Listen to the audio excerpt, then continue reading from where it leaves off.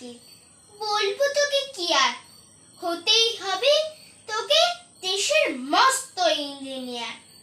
মাতাল শুনে কন খোকা তুই, আমার কথা রাখ। ডাক্তারিতে হয় যেন তোর দেশ জোড়া নাম ডাক। জেঠু বলে কি হবি তুই, আমি সেটা জানি। তুই হবি এক নোবেল জয়ী বিখ্যাত বিজ্ঞানী। একই সঙ্গে সবাই বলে অন্য কিছু নয়, এবার তোকে হতেই হবে স্কুলের ফার্স্ট বয়।